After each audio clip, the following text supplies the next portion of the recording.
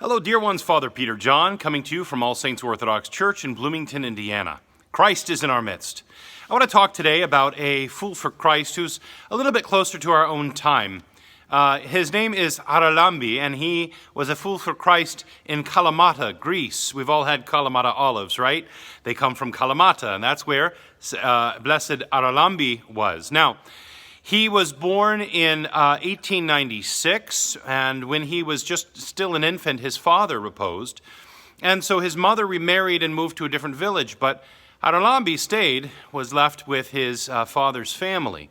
He had a few years of elementary school, but ultimately ended up working for the rest of his childhood in the fields, perhaps picking olives, I'm not sure. But he... very little is known about his childhood, about his teenage years, about his 20s. There are different theories out there. He studied theology, he studied foreign languages. But what we do know is at the age of 28, he appeared on the streets of Kalamata as a fool for Christ. He went about, of course, with no shoes. His clothing was very, very ragged. I'm going to show you a photograph of him here. This is one of the benefits of having a more contemporary fool for Christ, is that you can actually look at him and see what he looked like there in a photograph. He also wore a bag around his waist, and in that bag, he carried a couple of things. He carried olive oil, and he would go from chapel to chapel, church to church, and he would light oil lamps there. He also, at night, would sleep in the chapels or in the caves locally. The other thing he had in his bag was food for the poor.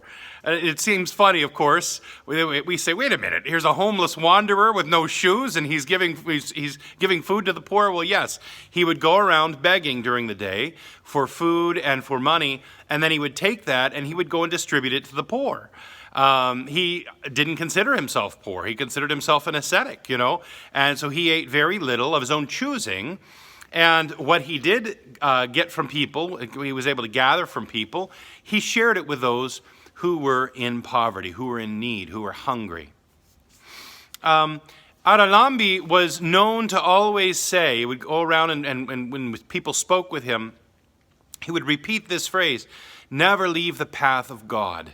Never leave the path of God. I mean, it's so refreshing. Imagine in Bloomington or wherever you live where you're watching this. Imagine in your town if there was someone who walked around and that was their message. They weren't frightening, scary. They weren't doing weird things like stealing stuff and things like that. Haralambi was just a simple wandering ascetic fool for Christ, and his repeated phrase was never leave the path of God. Now, there was an instance of a miracle. I mean, he had many miracles. There were many miracles that he worked. He had the gift of clairvoyance. He had a prophetic spirit. It is said that at times he shone with the uncreated light.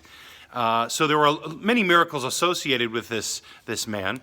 But one that was somewhat astounding to me, and I'm going to repeat it to you, was when the German forces occupied Greece. They occupied Kalamata, where he was.